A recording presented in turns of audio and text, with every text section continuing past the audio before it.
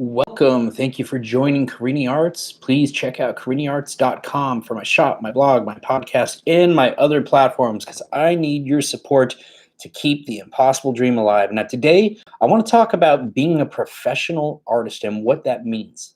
I know that as far back as I can remember, that I used to dream about and say, I want to be a professional artist. But what the hell does that actually mean?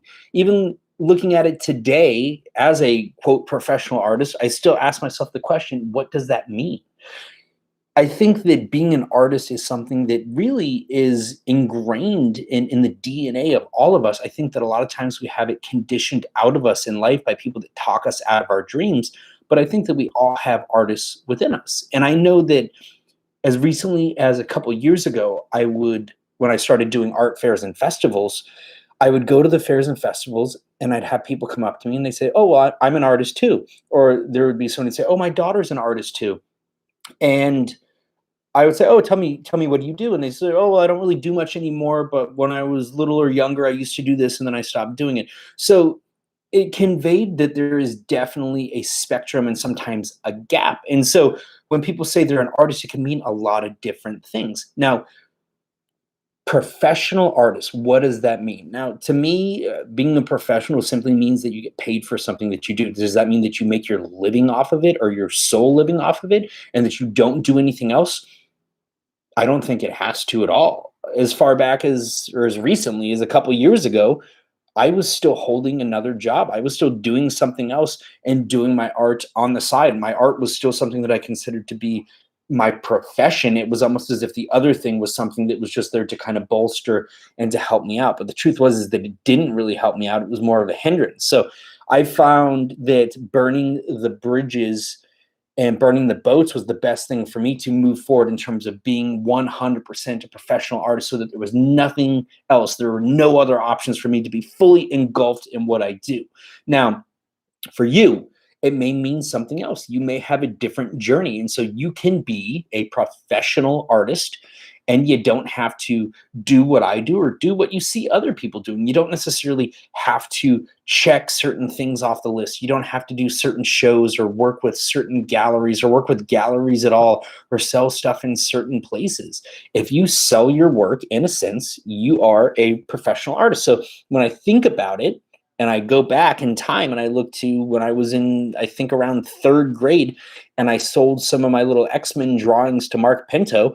I was selling him 5-cent Xerox copies and 25-cent originals. So I go back to that time and I said, well, I guess that's when I became a professional artist. And when I talk about it at major events and things of that nature at schools, I specifically bring up that point of when I started selling something. So I do really look at that kind of as my benchmark. And I look back at the other projects I would do in grade school, and my teachers would actually try to buy my stuff. So it's kind of cool to look back and say, I've been a professional since way back then. But honestly, it doesn't matter. Words, titles, don't think about that. Do you, do your thing, do it at your own pace, but push yourself, because a lot of times we will make excuses not to push forward and to take chances. But don't worry about what other people are doing. Don't worry about what people call you. Worry about doing the things that need to be done. And everything else will fall into place. Put in the work, put in the effort, put in the time, and all the other things will fall into place. But I do want to know, what do you think about the term professional artist? What does it mean to you? Is there a criteria that in your eyes people need to meet in order to be a professional artist? Do they need to be doing it full time? Do they need to not be doing something else on the side? Because I see a lot of people doing other things and they're quote professionals in that area, but they do other things, but are they any less of a professional in their specific field? No. So I think that a lot of times there's this misconception that you need to only be doing the art, because I remember earlier on in my life and in my career, when I would say that I was a professional artist, they would say, oh, so you don't do anything else. So in their eyes, in the eyes of the general public, it meant that I wasn't doing anything else. But you can't get overly concerned with the general public, because as artists, we're already doing something that not a lot of people do. We are making the impossible dream possible. And so not everybody is going to understand that or what it takes or what you have to put into it. And sometimes we have to find creative avenues and solutions to make it happen, to make it our profession. So do what you got to do, find your own way, create your own path. You too can be a professional artist. And I hope that this has given you a little inspiration. Maybe we have some younger viewers out there or some people that are on the cusp of choosing where they go with their life, maybe even much older in life. But hey, you can be a professional artist. You can make it possible. And don't worry about the gaps. Don't worry about what other people are doing.